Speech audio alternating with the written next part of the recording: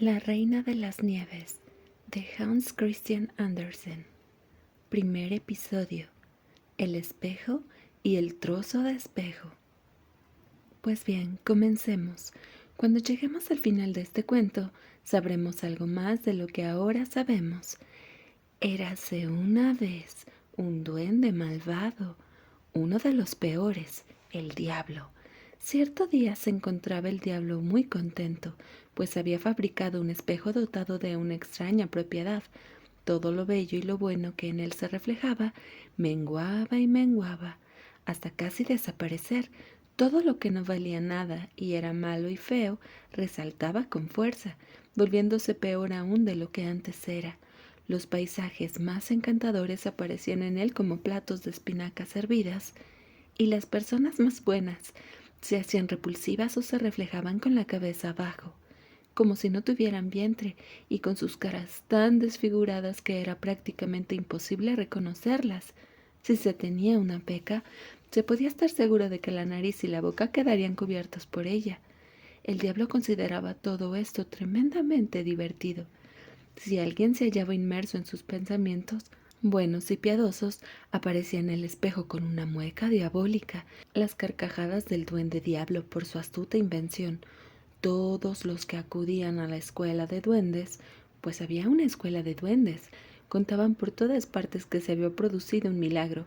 Por fin se podría ver, decían, el verdadero rostro del mundo y de sus gentes. Fueron a todas partes con su espejo y finalmente no quedó ni un hombre ni un país que no hubiera sido deformado. Se propusieron entonces volar hasta el mismo cielo para burlarse de los ángeles y de nuestro Señor. Cuanto más alto subían, más muecas hacía el espejo y más se retorcía, hasta el punto que casi no podía sujetarlo.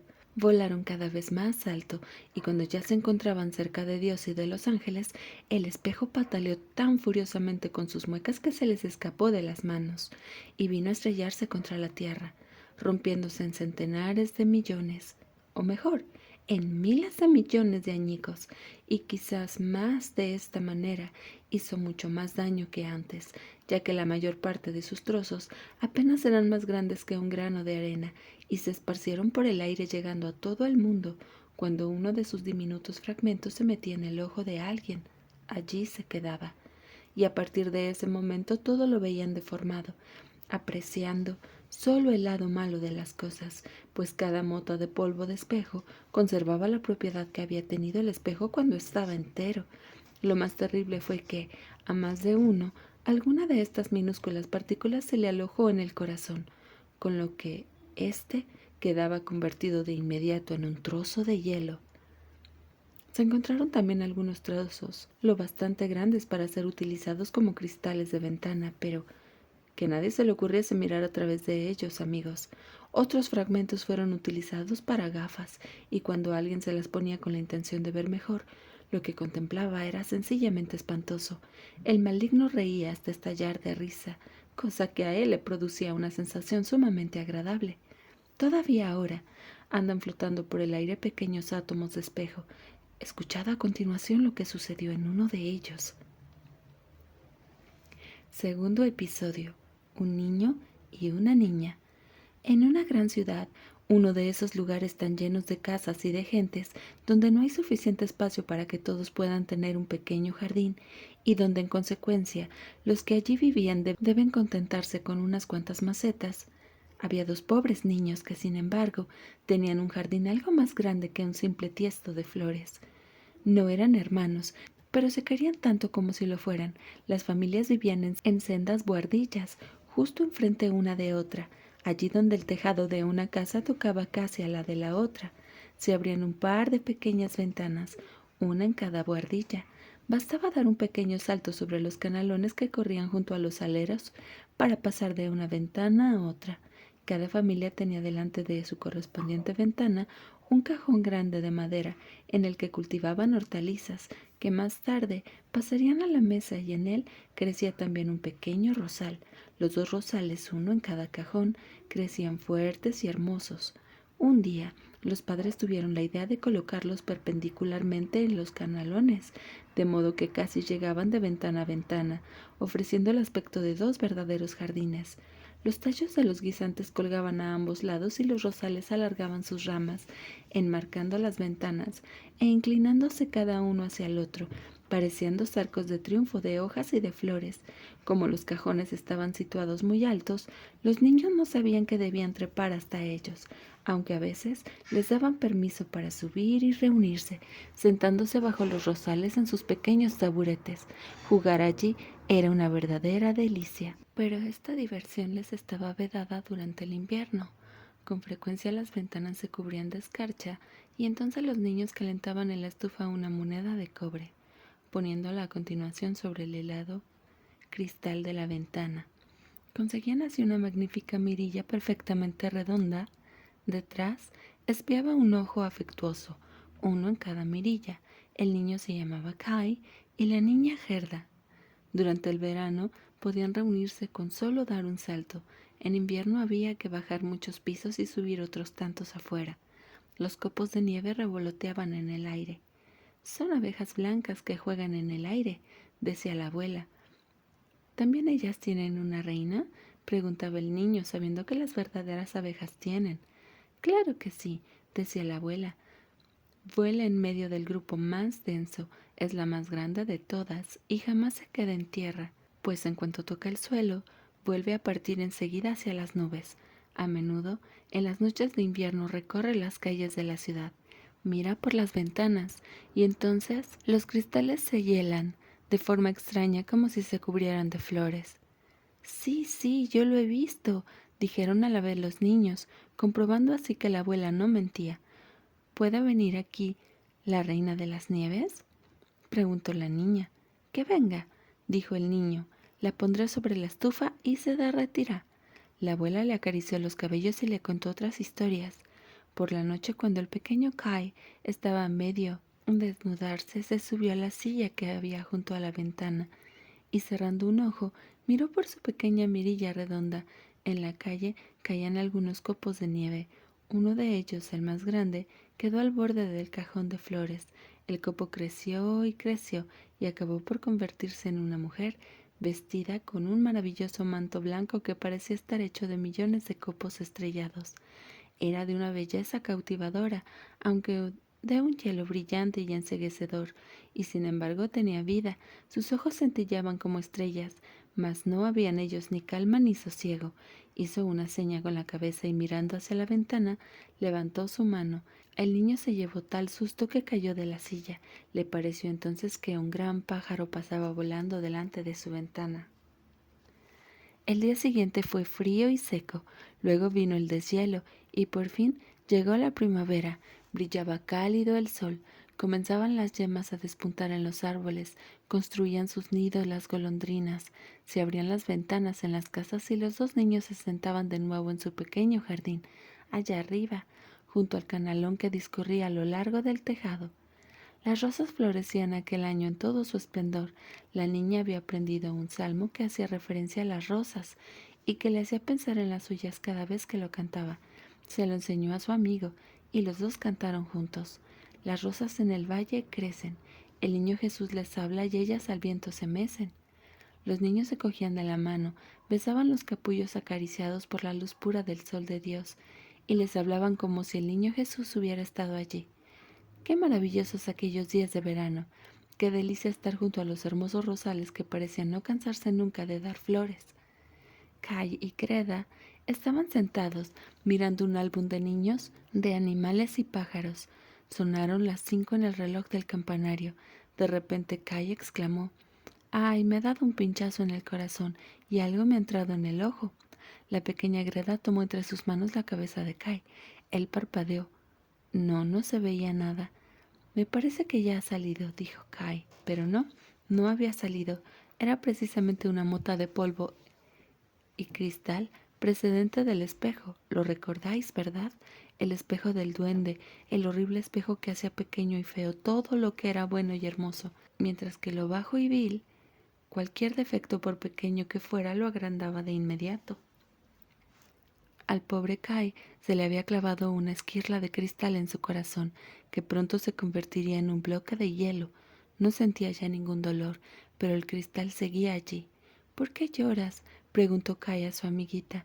Estás muy fea cuando lloras. Va, mira, esa rosa está comida por un gusano y aquella otra crece torcida. Son feas, tan feas como el cajón en el que crecen.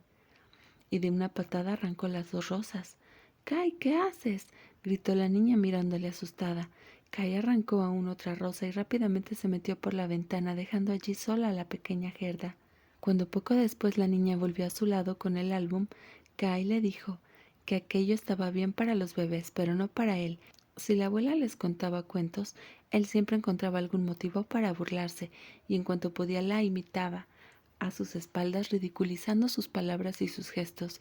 La verdad es que lo hacía a la perfección, y todo el mundo se reía a carcajadas. Pronto se acostumbró a imitar y a burlarse de cualquiera que pasara por la calle.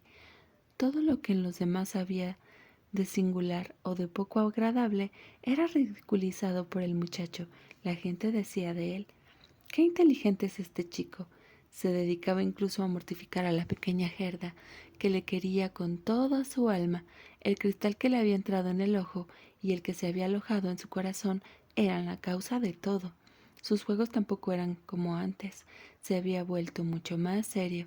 Un día de invierno que caía una fuerte nevada, Kai sacó una lupa y extendió una punta de su chaqueta azul para que cayera sobre ella algunos copos. «Mira a través de la lupa, Gerda», le dijo. Los copos aparecían mucho más grandes y tenían el aspecto de flores magníficas, o de estrella de 10 puntas. Era realmente precioso. «Fíjate qué curioso», continuó Kai. «Es más interesante que las flores de verdad. No hay en ellos el menor defecto, mientras no se funden. Los copos son absolutamente perfectos». Unos días después se acercó a Gerda con las manos enfundadas en unos gruesos guantes y con su trineo a la espalda, gritándole al oído, le dijo: «Me han dado permiso para ir a jugar a la Plaza Mayor». Y hacia allí se marchó. En la plaza, los chicos más atrevidos solían atar sus trineos a los carros de los campesinos para ser remolcados por ellos. Aquello era la mar de divertido. Cuando estaban en pleno juego, llegó un gran trineo completamente blanco, conducido por una persona envuelta en un abrigo de piel blanco y con un gorro de piel igualmente blanco en la cabeza. Dio 2 vueltas a la plaza y Kai enganchó rápidamente su pequeño trineo al que acababa de llegar. Juntos comenzaron a deslizarse por la nieve. Cogieron más velocidad y salieron de la plaza por una calle lateral. La persona que conducía el trineo grande volvió la cabeza e hizo a Kai una seña amistosa, como si ya se conocieran de antes. Cada vez que Kai intentaba desenganchar su trineo, el desconocido volvía la cabeza y Kai se quedaba inmóvil en su asiento. Franquearon así las puertas de la ciudad y se alejaron. La nieve empezó a caer tan copiosamente que el niño apenas podía ver. A un palmo por delante de su nariz, intentó aflojar la cuerda que le mantenía unido al trineo grande, pero no lo consiguió. Estaban bien enganchados y corrían tan veloces como el viento. Gritó con todas sus fuerzas, mas nadie le oyó. La nieve seguía cayendo y el trineo avanzaba tan rápido que parecía volar, aunque a veces daba brincos, como si saltase sobre zanjas y piedras. Kai estaba tremendamente asustado. Quiso rezar el Padre Nuestro y solo consiguió recordar la tabla de multiplicar. Los copos caían cada vez más gruesos y parecían ya gallinas blancas, y de pronto se hicieron a un lado. El gran trineo se detuvo y la persona que lo conducía se levantó. Su abrigo y su gorro eran tan solo de nieve. Se trataba de una mujer alta y esbelta, de blancura deslumbrante, la reina de las nieves. «Hemos hecho un largo camino», dijo ella. «¿Tienes frío? Ven, métete bajo mi abrigo de piel de oso». Le montó en su trineo, extendió su abrigo sobre él y Kai creyó desaparecer entre un montón de nieve. «¿Todavía tienes frío?», le preguntó besándole en la frente. Ay, aquel beso era más frío que el hielo y le penetró hasta el corazón, que por otra parte era ya casi un bloque de hielo. Le pareció que iba a morir, pero esa sensación no duró más que un instante. Después dejó de sentir el frío e intenso que le rodeaba. «Mi trineo, no olvides mi trineo». Eso fue lo primero en que pensó. La reina de las nieves lo ató a la espalda de una de las gallinas blancas que volaba tras ellos y a continuación besó a Kai una vez más, y este olvidó a la pequeña Gerda, a la abuela y a todos los que habían quedado en su casa. «No te volveré a besar», le dijo ella. «Un beso más te mataría». Kai la miró. Era hermosa. No podía imaginar un rostro que irradiara una inteligencia y un encanto semejantes. No tenía aquel aspecto de hielo como cuando le hizo una seña a través de la ventana. A sus ojos era perfecta y no le inspiraba ya ningún temor. Le contó que sabía calcular de memoria, incluso con fracciones, que conocía perfectamente la geografía del país y el número de sus habitantes. Mientras todo eso se lo contaba, ella no dejaba de sonreír. No obstante, Kai tenía la impresión de que todo cuanto sabía no era suficiente. Miró hacia arriba, el espacio infinito. La reina de las nieves lo tomó en sus brazos y juntos ascendieron por el aire. Atravesaron oscuros nubarrones donde el rugir del huracán evocaba en su mente el recuerdo de antiguas canciones. Volaron por encima de bosques y de lagos, y de mares y montañas. Debajo silbaba el viento, graznaban las cornejas y aullaban los lobos sobre un fondo de resplandeciente nieve. Arriba en lo alto, una luna grande y fulgurante iluminaba el cielo, y Kai la contempló durante aquella larga noche de invierno. Al llegar el día, dormía a los pies de la reina de las nieves. Capítulo 3. El jardín de la hechicera. ¿Qué fue de la pequeña Gerda cuando Kai desapareció? ¿Y dónde estaba éste? Nadie sabía nada. Nadie supo dar noticias suyas. Lo único que sus amigos pudieron decir era que lo habían visto enganchar su pequeño trineo a otro, grande y magnífico, y que internándose por las calles habían salido de la ciudad. Nadie sabía dónde podía encontrarse, y todos los que le conocían quedaron profundamente afectados por su desaparición, en especial la pequeña Gerda, que lloró y lloró durante mucho tiempo. Poco después empezó a decir que Kai había muerto y que se había ahogado en el río que pasaba junto a los muros de la ciudad. Oh, qué largos y sombríos fueron aquellos días de invierno. Por fin llegó la primavera y con ella los cálidos rayos del sol. Kai ha muerto y ya nunca volverá, decía la pequeña Gerda. No lo creo, dijo el sol. Ha muerto y ya nunca volverá, les dijo a las golondrinas. No lo creemos, respondieron ellas. Al final también Gerda también terminó por creer que Kai no había muerto. Me pondré mis zapatos nuevos, dijo una mañana, los rojos que Kai nunca llegó a conocer. Me acercaré al río y le preguntaré por él. Salió muy temprano de su casa. Dio un beso a la abuela que dormía todavía y calzada con sus zapatitos rojos, salió sola de la ciudad dirigiéndose al río. ¿Es cierto que te has llevado a mi amigo? Te regalaré mis zapatos rojos si me lo devuelves. Le pareció que las aguas le hacían una señal extraña. Cogió entonces sus zapatos, lo que para ella era más querido, y los arrojó al río. Cayeron muy cerca de la orilla, y las aguas lo llevaron de nuevo hacia tierra, el lugar en que Gerda se encontraba. Parecía que el río, no teniendo el pequeño Kai, no quería aceptar la ofrenda que la niña le ofrecía. Como pensó que no los había tirado suficientemente lejos, se subió a una barca que había entre las cañas y desde allí los arrojó de nuevo, pero la barca no estaba bien amarrada y los movimientos de Gerda la hicieron apartarse de la orilla. Cuando se dio cuenta de lo que ocurría, quiso volver atrás, pero ya era demasiado tarde. La barca se encontraba a varios metros de la orilla y se deslizaba río abajo impulsada por la corriente. La niña se asustó y echó a llorar. Solo los gorriones podían escucharla más. No les era posible llevarla de nuevo a tierra.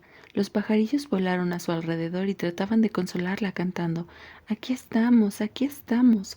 La barca seguía avanzando, empujada por la corriente. La pequeña Gerda se quedó inmóvil con sus pies descalzos. Sus zapatitos rojos flotaban tras ella, fuera de su alcance, pues la barca navegaba más deprisa. A ambos lados del río el paisaje era bellísimo.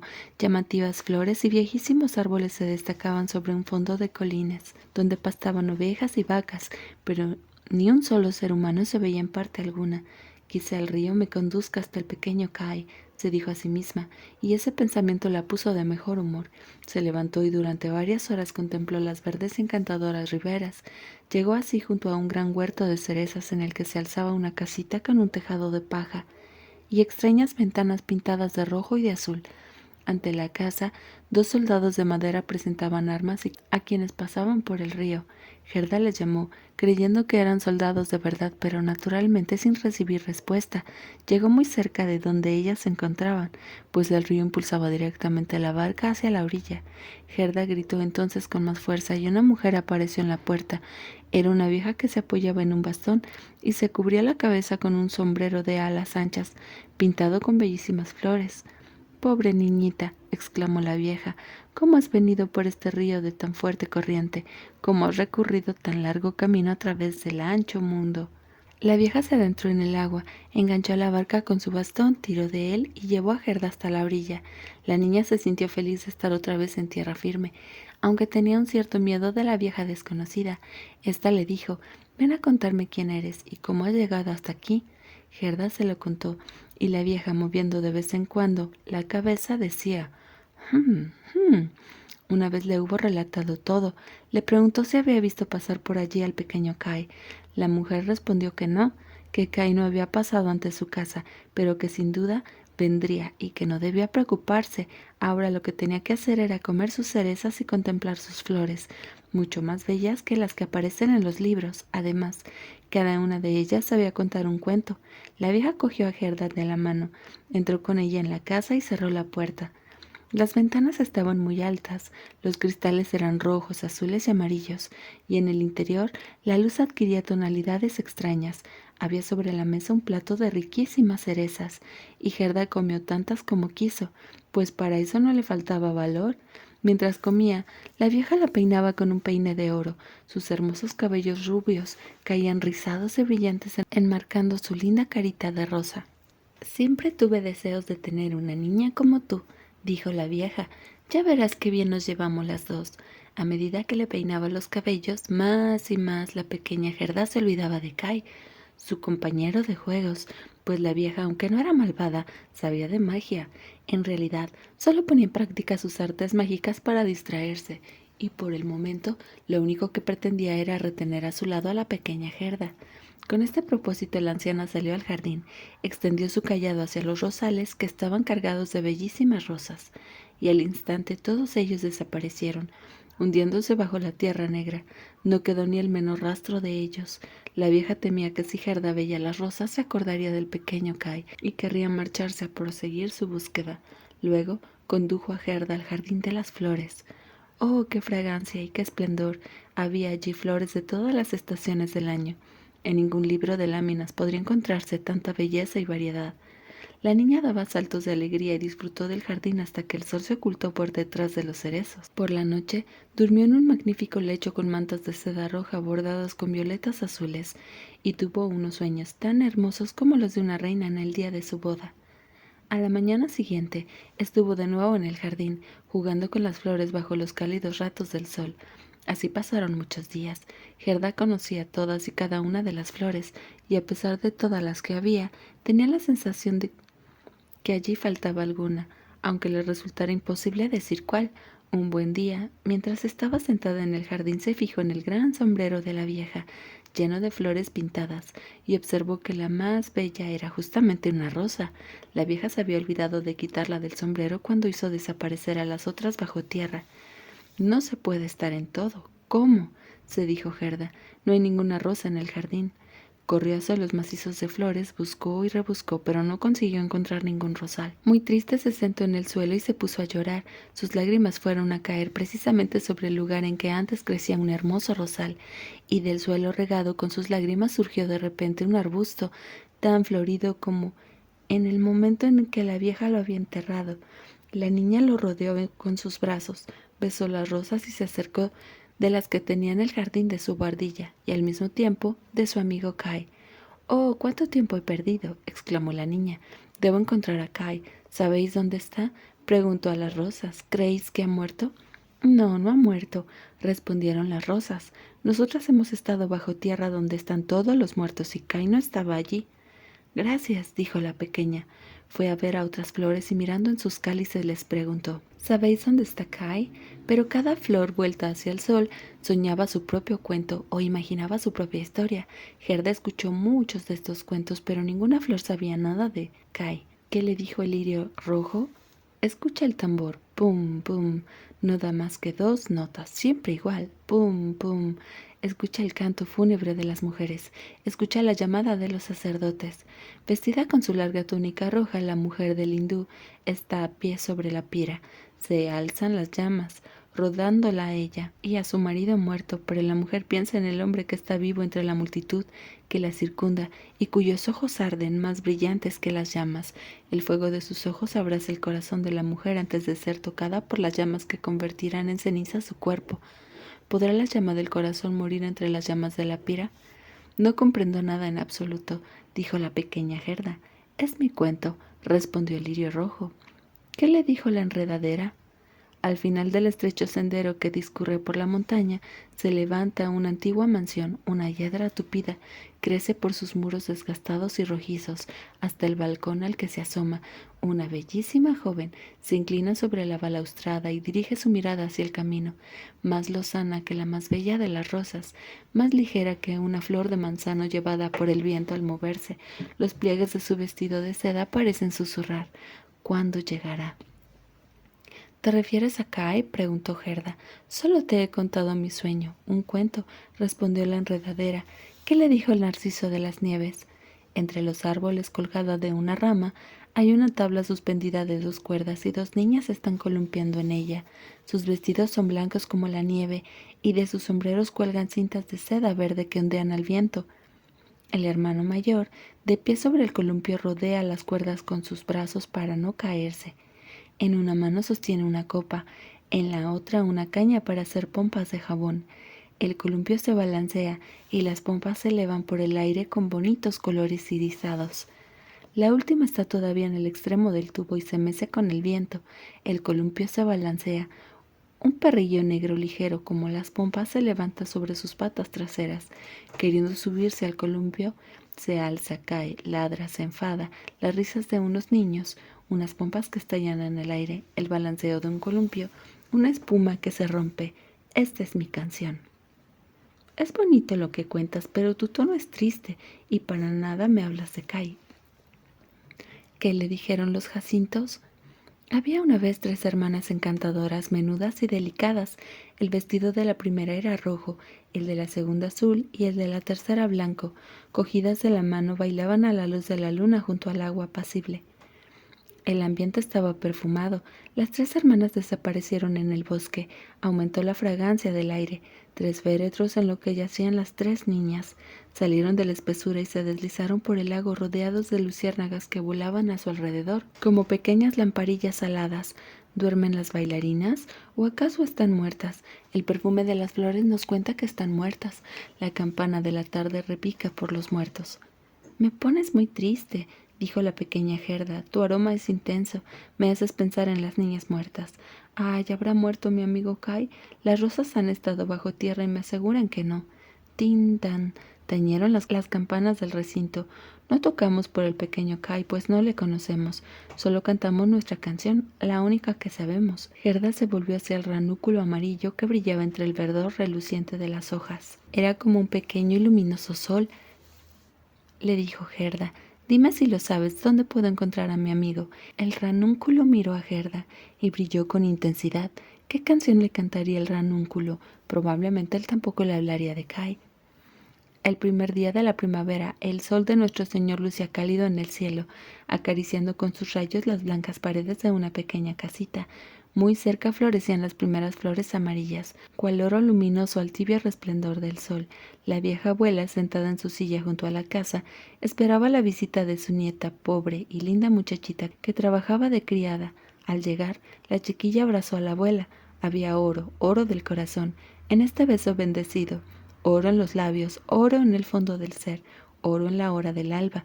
Esta es mi pequeña historia, dijo el ranúnculo. Mi pobre y vieja abuela, suspiró Gerda.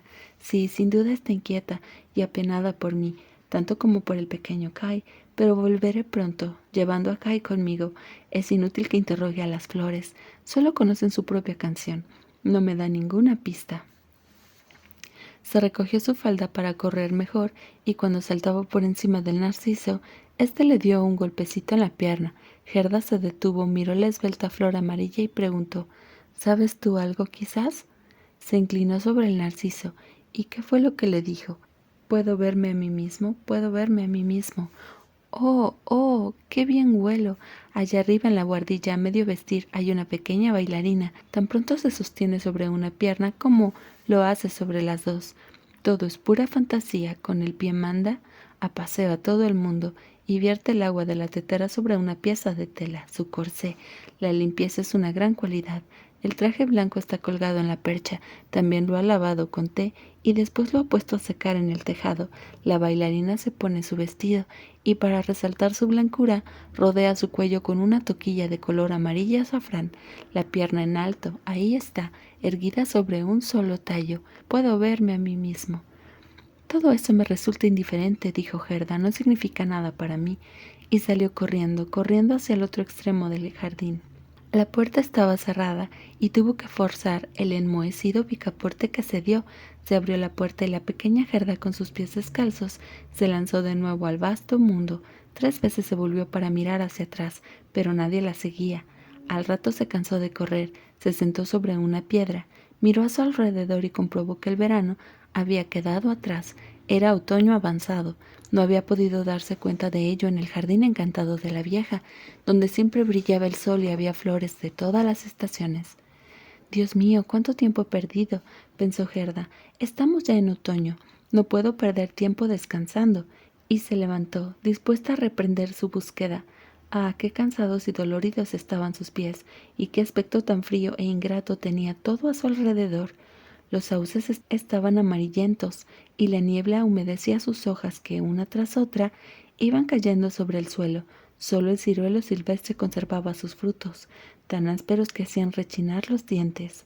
Oh, qué triste y hosco parecía el vasto mundo.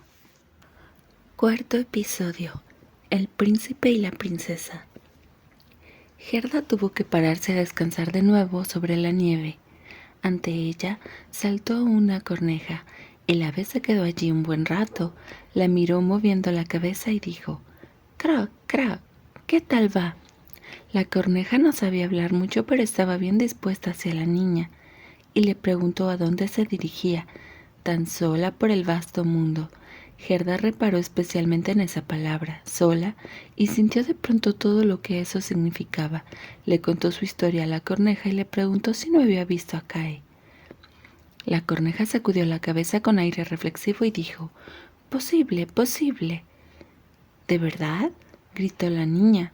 A punto estuvo de asfixiar a la corneja de tanto que la abrazó. «Suavemente, suavemente», dijo la corneja. «Creo que puede tratarse del pequeño Kai, que parece que te ha olvidado por princesa». «¿Vive con una princesa?», preguntó Gerda. «Sí, escucha», dijo la corneja. «Tengo muchas dificultades para hablar tu idioma. Si comprendes la lengua de las cornejas te lo podré contar mucho mejor». «No, nunca la he aprendido», respondió Gerda, aunque la abuela la sabía, y también el javanés.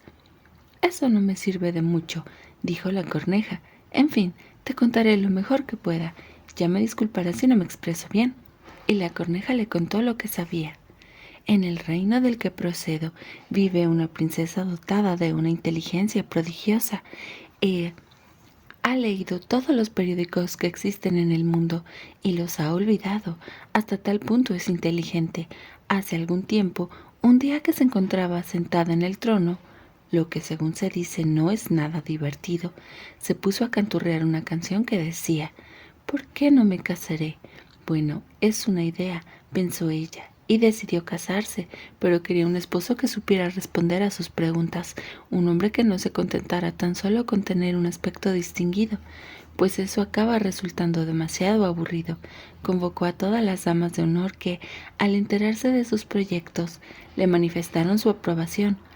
«Cuánto nos complace», le dijeron, «ya habíamos pensado en ello». «Lo que te cuento», advirtió la corneja, «es completamente verídico. Puedes creerme. Tengo una novia domesticada que circula libremente por el castillo y ella es quien me lo ha contado todo». Naturalmente, su novia era también una corneja, pues cada corneja se junta con su pareja. En los periódicos se publicó un edicto con una orla de corazones y las iniciales de la princesa. En él se anunciaba que todo joven de buena porte podía presentarse en el castillo para hablar con la princesa. Aquel que se comportara de forma más correcta y demostrara ser mejor conversador se casaría con ella. «Créeme», insistió la corneja, Lo que te cuento es tan cierto como que estoy aquí ahora mismo. Todos eran muy capaces de hablar mientras estaban en la calle, pero en cuanto franqueaban las puertas del castillo, veían a la guardia con sus uniformes plateados y a los lacayos vestidos en oro por las escaleras y los grandes salones deslumbrantes de luz. Se quedaban desconcertados más aún al llegar ante el trono. Todo lo que sabían hacer era repetir la última palabra pronunciada por la princesa y que ella, naturalmente, no tenía el menor interés en escuchar de nuevo. Parecía que hubiera ingerido rapé y se hubieran quedado atontados hasta que, de vuelta otra vez en la calle, podían hablar de nuevo normalmente. Los pretendientes formaban una larga cola que llegaba desde las puertas de la ciudad hasta el castillo. Yo mismo me acerqué a verles, dijo la corneja. Tras tantas horas de espera, terminaban por tener hambre y sed, pero nada recibían del castillo, ni tan siquiera un vaso de agua. Algunos, los más espabilados, se habían llevado rebanadas de pan con mantequilla que se negaban a compartir con nadie, pues pensaban, si tienen aspecto de hambrientos, no serán elegidos por la princesa. Pero Kai, el pequeño Kai, preguntó Gerda, ¿cuándo llegó? ¿Estaba entre toda aquella gente? Paciencia, paciencia, ahora llegaremos a él. Era el tercer día cuando apareció un pequeño personaje sin caballo ni carruaje, que con paso decidido subió derecho hacia el castillo. Sus ojos brillaban como brillan los tuyos. Su cabello era largo y hermoso, aunque sus vestiduras eran pobres. —Era Kai —interrumpió Gerda entusiasmada. —¡Oh, lo encontré! —exclamaba dando palmadas. Llevaba un pequeño morral a la espalda —continuó la corneja. —No, seguramente se trataba de su trineo —observó Gerda—. Cuando desapareció llevaba consigo su trineo. —Puede ser —dijo la corneja—. No pude verlo de cerca, pero sé por mi novia domesticada que cuando entró en el castillo y vio la guarda con sus uniformes plateados y sobre las escaleras los lacayos vestidos en oro, no se intimidó en absoluto. Le saludó con la cabeza y dijo: «Debe ser aburrido quedarse en las escaleras. Prefiero entrar». Los salones estaban deslumbrantes. Chambelanes y consejeros andaban descalzos para no hacer ruido portando bandejas de oro. Era algo impresionante. A cada pisada sus botas crujían terriblemente, pero él no parecía preocuparse lo más mínimo por eso. «Sin duda se trata de Kai», dijo Gerda. «Sé que tenía zapatos nuevos. Los oí crujir en la habitación de la abuela». «Cierto, hacían mucho ruido», dijo la corneja. Audazmente avanzó hacia la princesa, que estaba sentada sobre una perla tan grande como la rueda de una rueca. Todas las damas de la corte, con sus servidores y los criados de los servidores, estaban alineados ante ella. Cuanto más cerca estaba de la puerta, más orgulloso parecía su semblante. El pequeño paje del criado de un servidor, que va siempre con pantuflas, tenía un aspecto imponente. Tan seguro se sentía de estar junto a la puerta. «Ese debe ser horrible», dijo la pequeña Gerda. «¿Y consiguió Kai casarse con la princesa?» «Si no hubiera sido corneja, sin duda habría sido yo el elegido, aunque lo cierto es que estoy ya prometido. En cualquier caso, parece que el joven habló tan bien como yo mismo puedo hacerlo cuando me expreso en mi lengua. Mi novia domesticada sí me lo ha dicho. Era intrépido y gentil. En realidad no había venido a pedir la mano de la princesa, sino tan solo a constatar su inteligencia, que valoró en alto grado, así como la princesa a su vez estimó altamente la de él». «Sí, seguro que se trataba de Kai», exclamó Gerda. «Era tan inteligente que sabía calcular de memoria incluso con fracciones. Oh, ¿por qué no me introduces en el castillo?» «Bueno, eso es fácil de decir, pero no tanto de hacer», respondió la corneja. «No sé cómo podríamos arreglarlo. Hablaré con mi novia domesticada. Seguro que no puede sugerir algo, aunque debo decirte que, habitualmente, jamás se permite la entrada en el castillo a una niña como tú». «Entraré», dijo Gerda. «Si Kai se entera de que estoy aquí, vendrá enseguida a buscarme». «Espérame allí junto a la escalera», dijo la corneja volviendo la cabeza y emprendiendo el vuelo. Cuando regresó ya había oscurecido. «Cra, cra», graznó. «Mi novia te envía sus más cariñosos saludos. Me ha dado este panecillo para ti. Lo ha cogido de la cocina donde siempre hay pan en abundancia. Sin duda tendrás hambre. No te será posible entrar descalza en el castillo. La guardia de uniformes plateados y los lacayos vestidos en oro no lo permitirían. Pero no llores, porque a pesar de todo enseguida estarás dentro. Mi novia conoce una escalera secreta que conoce el dormitorio. Ella sabe dónde se encuentra la llave». y se encaminaron hacia el jardín atravesando la gran alameda alfombrada por las hojas que caían de los árboles. Las luces se fueron apagando una a una. Cuando todo estuvo oscuro, la corneja condujo a la pequeña Gerda hasta una puerta trasera que se encontraba entornada. Oh, cómo latía el corazón de Gerda por la inquietud y la ansiedad. Parecería que iba a ser algo malo, cuando en realidad solo quería saber si se trataba de su amigo Kai. Sí, tenía que ser él. Pensaba en sus ojos vivos y en sus largos cabellos. Creía verle sonreír como cuando estaban sentados allá en su casa junto a los rosales. Sin duda se sentiría feliz de verla, de oírle contar del largo camino que por él había recorrido, de saber lo tristes que se habían sentido todos desde el día que desapareció. Oh, qué miedo y qué alegría a la vez. Y allí estaban ya, delante de la escalera. Una pequeña lámpara irradiaba una tenue luz desde un aparador. En el centro del suelo se encontraba la corneja domesticada que movía la cabeza a un lado y a otro, sin dejar de mirar a la niña. Gerda le hizo una reverencia, tal como su abuela le había enseñado. Mi novio me ha hablado muy elogiosamente de usted, mi querida señorita, dijo la corneja domesticada.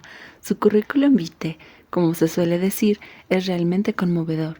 Si coge usted la lámpara, yo iré delante. Iremos en línea recta, así no encontraremos a nadie. Me parece que alguien viene por detrás de nosotros, dijo Gerda. Sintió como si un rumor pasara junto a ella, algo que parecía proceder de extrañas sombras que se deslizaran a lo largo de los muros, caballos de crines flotantes y platas delgadas, jóvenes vestidos de cazadores, damas y caballeros cabalgando. Son solo sueños, dijo la corneja, vienen a sugerir ideas de caza a nuestros soberanos, tanto mejor, así podrá usted contemplarlos más a gusto mientras duermen. Si le van bien las cosas, espero que se mostrará usted agradecida. Inútil hablar de eso, dijo la corneja del bosque. Llegaron al primer salón tapizado de satén rosa con estampado de flores. Los sueños les había sobrepasado y marchaban tan deprisa que la pequeña Gerda no podía ver a los augustos personajes. Los salones, a cual más magnífico, dejarían anonadado a cualquiera que los viera. Finalmente llegaron al dormitorio. Su techo recordaba una enorme palmera con hojas de un cristal maravilloso. En medio de la habitación, engarzados en un tallo de oro, había dos lechos que parecían lirios. Uno era blanco y en él descansaba la princesa. Hacia el otro, de color rojo, se dirigió Gerda para comprobar si era Kai, el que allí dormía. Apartó uno de los pétalos rojos y vio un cuello moreno. Era Kai. Le llamó en voz alta por su nombre, acercó la lámpara hacia el lecho. Los sueños cruzaron de nuevo a caballo por la habitación. Se despertó, volvió la cabeza. Y no era Kai. El príncipe, aunque también joven y hermoso, solo se le parecía en el cuello. Desde el lecho de lirio blanco, la princesa entreabrió los ojos preguntando qué sucedía. La niña se echó a llorar y contó toda su historia y lo que las cornejas habían hecho por ella. «Pobre pequeña», dijeron el príncipe y la princesa. Alabaron la actitud de las cornejas y dijeron que no estaban enfadados con ellas, aunque aquello no debía volverse a repetir. Sin embargo, tendrían su recompensa. «¿Queréis volver en libertad?», preguntó la princesa. «¿O preferís el cargo de las cornejas de corte con derecho a todos los desperdicios de la cocina?».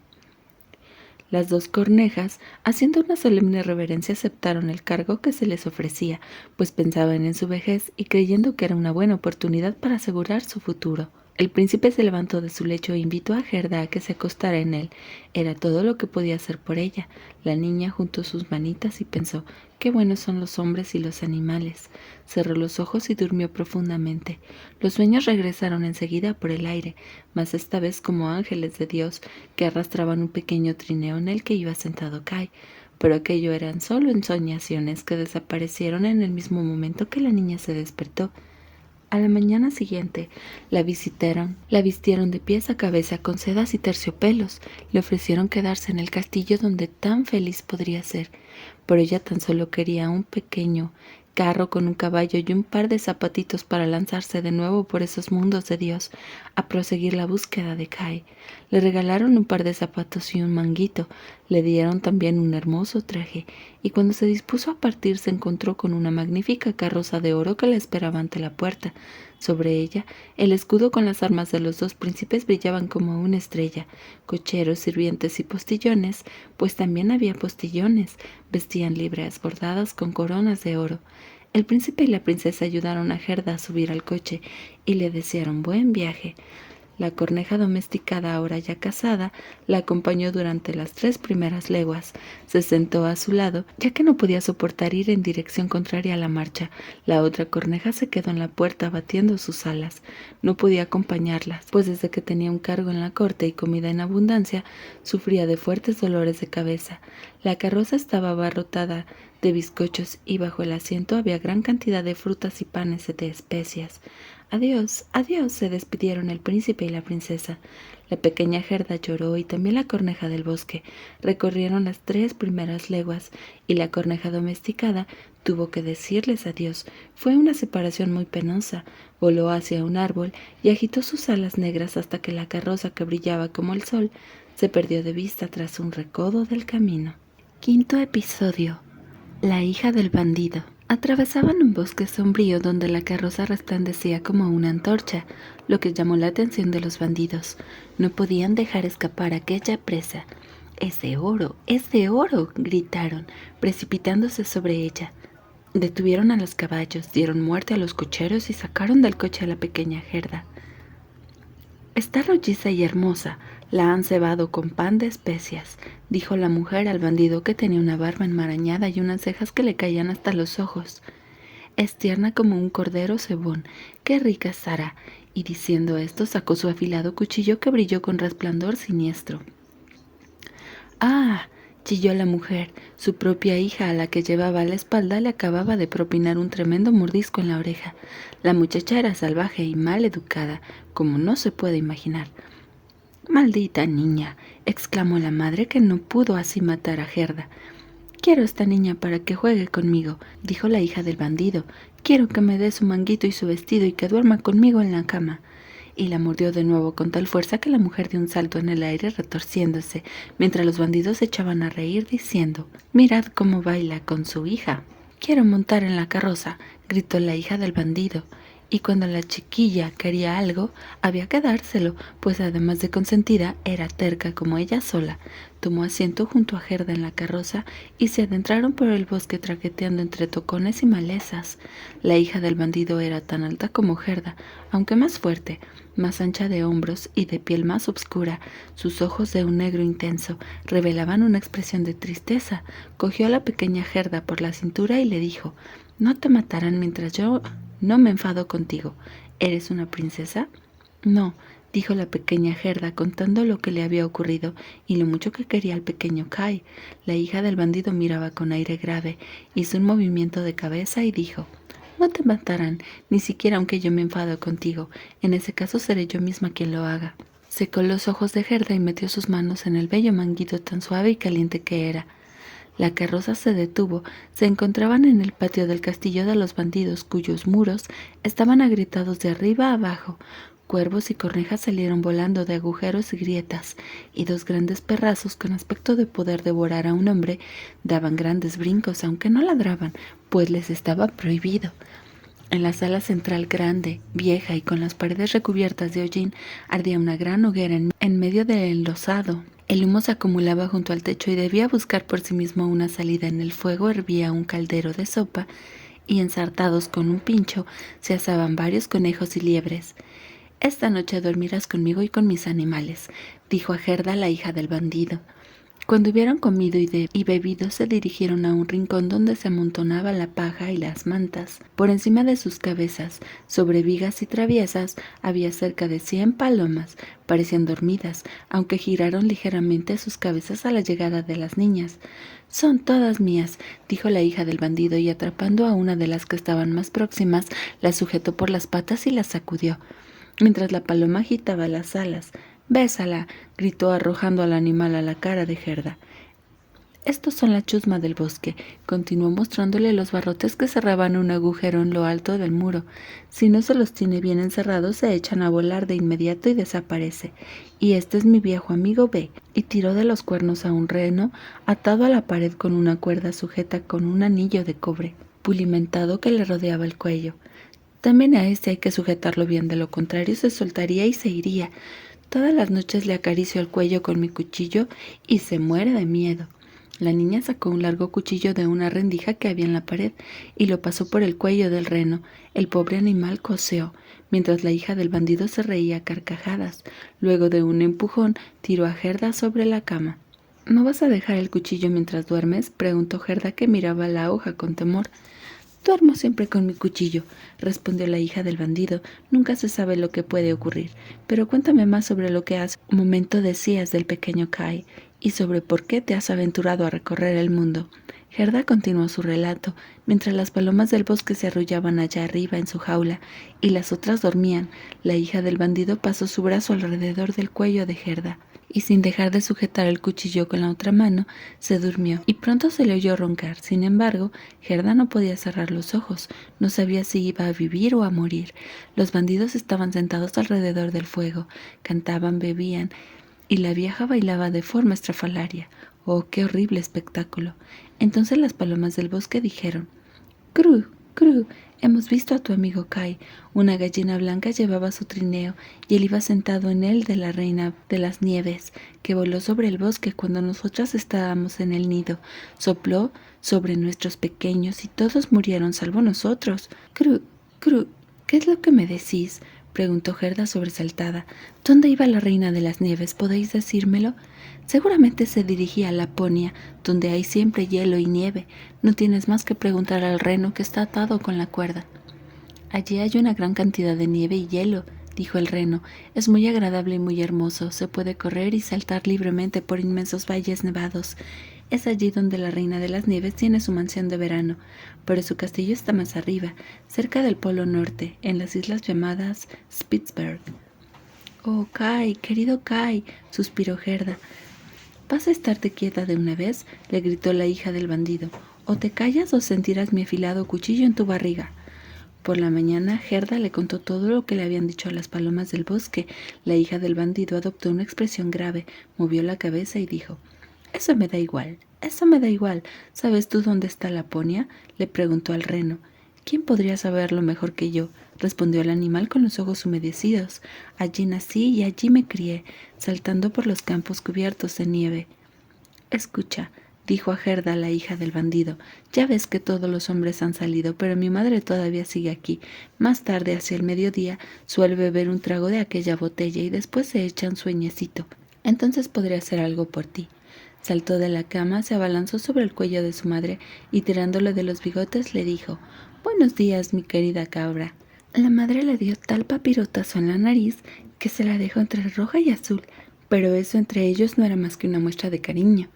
Cuando la madre hubo bebido de la botella y se quedó dormida, la hija del bandido se acercó al reno y le dijo: «Me gustaría seguir haciéndote cosquillas con mi cuchillo, pues es entonces cuando más me diviertes, pero eso no importa ahora. Voy a desatarte y te ayudaré a salir para que te dirijas a Laponia, pero tienes que ir deprisa y conducir a esta niña hasta el palacio de la reina de las nieves. ¿Dónde está su compañero? Seguro que habrás oído todo lo que me ha comentado. Hablaba bastante alto y tú te enteras de todo». El reno se puso a dar saltos de alegría. La hija del bandido aupó a la pequeña Gerda sobre él, tomando la precaución de sujetarla bien, e incluso le puso un cojín para que estuviese más cómoda. «Bueno», le dijo, «te devolveré tus zapatos de piel, pues hará frío por allí, pero el manguito me lo quedo, es demasiado bonito. De todas formas, no pasarás frío. Aquí tienes las grandes manoplas de mi madre que te llegarán hasta el codo. Toma, póntelas. Con estas manoplas te pareces a mi horrible madre». Y Gerda derramó una lágrima de alegría. «No me gusta verte lloriquear», dijo la hija del bandido. «Deberías estar contenta. Aquí tienes 2 panes y un jamón. No pasarás hambre». Después de colocar todo aquello sobre el reno, la hija del bandido abrió la puerta, metió los perros en la habitación, cortó con un cuchillo la cuerda con que estaba atado el reno y le dijo: «Vamos, corre y cuida bien de la niña». Gerda tendió las manos enfundadas en las grandes manoplas hacia la hija del bandido, diciéndoles adiós, y el reno partió veloz por encima de matorrales y tocones. Con toda la rapidez que le fue posible, atravesó el gran bosque, franqueó pantanos y llanuras, mientras a su alrededor aullaban los lobos y graznaban los cuervos, y el cielo, volviéndose rojo, también les habló. «Pif, pif», parecía que estornudara.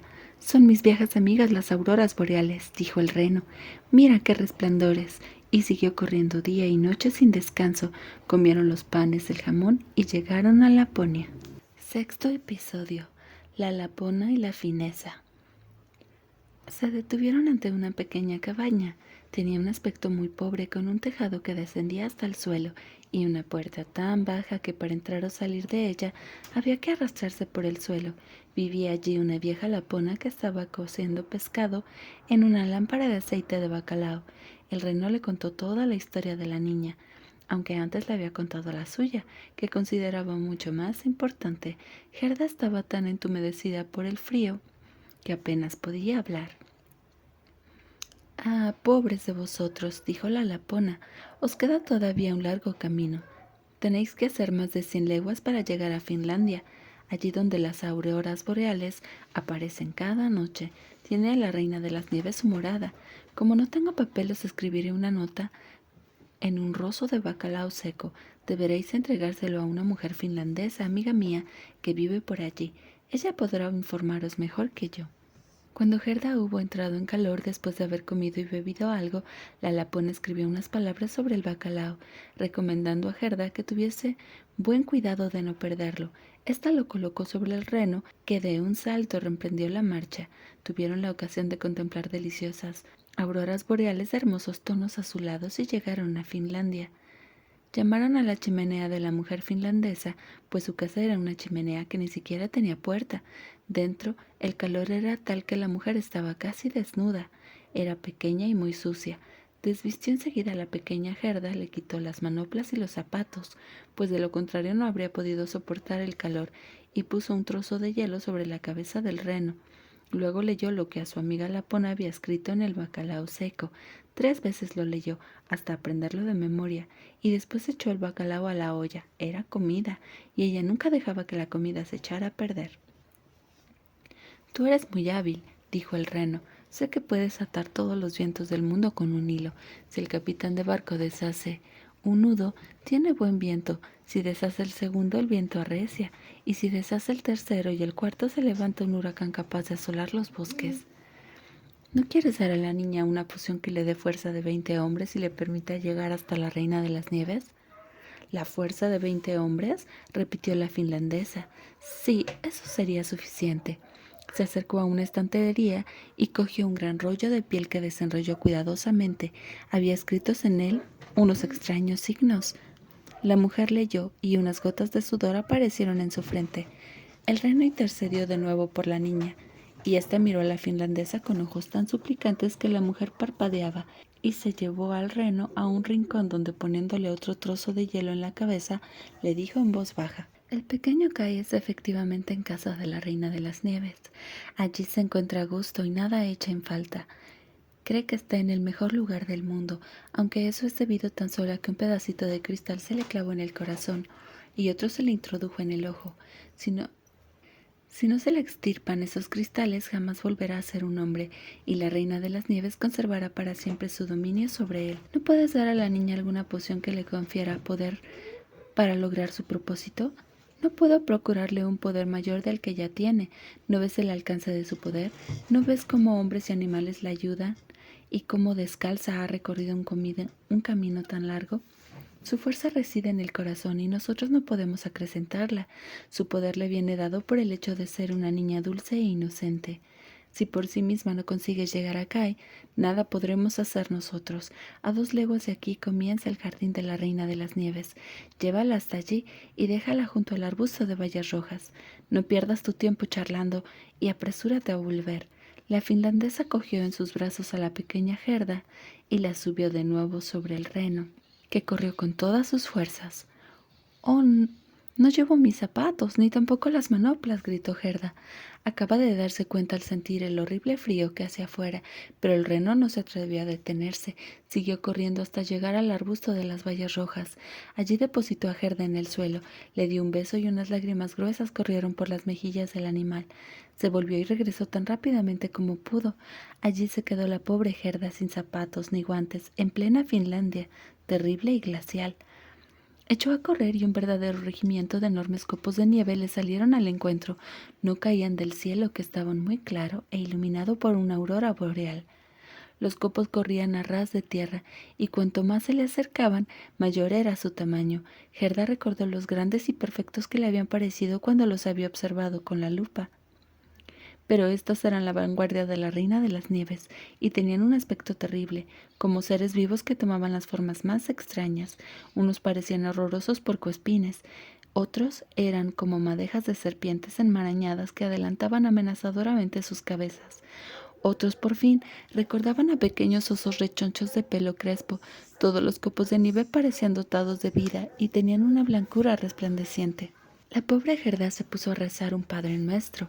El frío era tan intenso que podía ver su propio aliento saliéndole de la boca como una espesa humareda. Y este aliento se iba haciendo más denso y se convertía en pequeños ángeles luminosos que crecían a medida que tocaban tierra. Portaban un yelmo en la cabeza, un escudo en una mano y una espada en la otra. Su número iba en aumento, y cuando Gerda terminó su Padre Nuestro, formaban todo un batallón a su alrededor. Descargaron sus lanzas contra los horribles copos que estallaron en 1000 pedazos, y la pequeña Gerda avanzó con paso seguro e intrépido. Los ángeles le frotaron las manos y los pies, sintió menos frío y se dirigió sin perder tiempo hacia el palacio. Pero vemos ahora dónde se encuentra Kai. Apenas se acordaba de su amiga. Gerda ni se podía imaginar que en aquel momento ella se encontraba delante del palacio. Séptimo episodio. Del palacio de la Reina de las Nieves y de lo que luego sucedió. Los muros del palacio estaban formados de polvo de nieve y las ventanas y puertas de vientos glaciales. Había más de 100 salones, formados por remolinos de nieve, el mayor de los cuales medía varias leguas de largo. Estaban iluminados por auroras boreales y eran inmensos, vacíos, gélidos y luminosos. Nunca se celebró allí fiesta alguna, ni siquiera un sencillo baile en el que los osos pudieran danzar sobre sus patas traseras.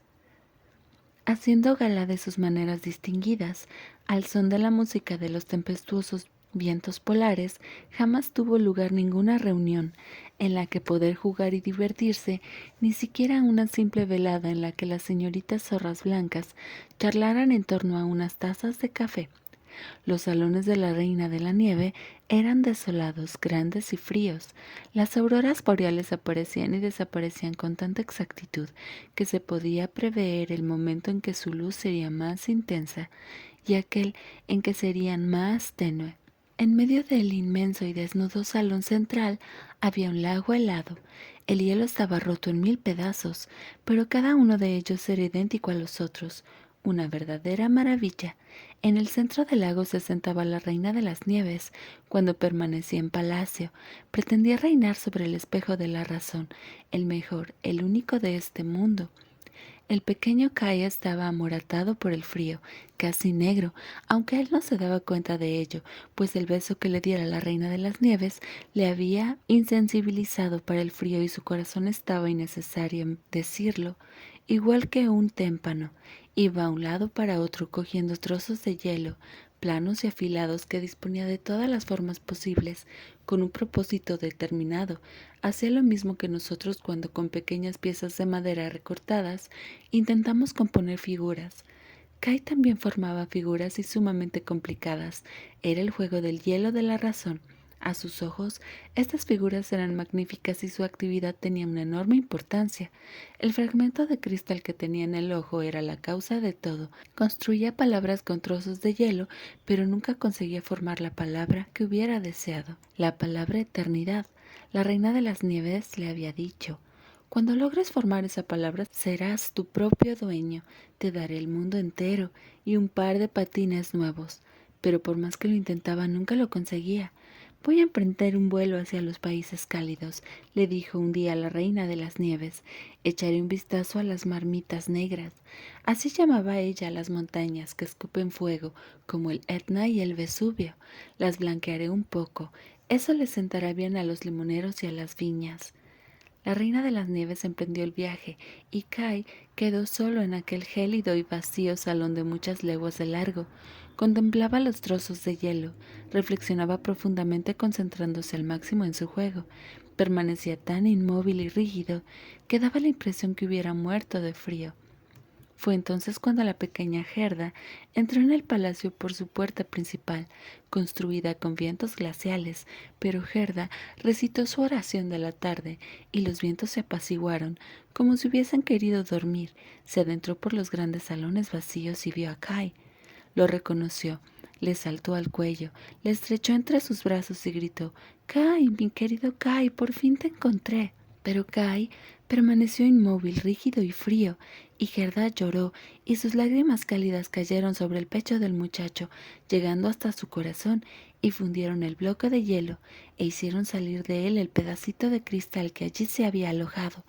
Kai la miró y ella cantó: «Las rosas en el valle crecen, el niño Jesús les habla, y ellas al viento se mecen». Entonces también las lágrimas afloraron a los ojos de Kai, y lloró tanto que el polvo de cristal que tenía en el ojo salió junto con las lágrimas. Reconoció a Gerda, y lleno de alegría exclamó: «Gerda, mi pequeña y dulce Gerda, ¿dónde has estado durante todo este tiempo? ¿Y dónde he estado yo?». Y mirando a su alrededor dijo: «Qué frío hace aquí, qué grande y vacío está esto». Estrechó entre sus brazos a Gerda, que reía y lloraba de alegría.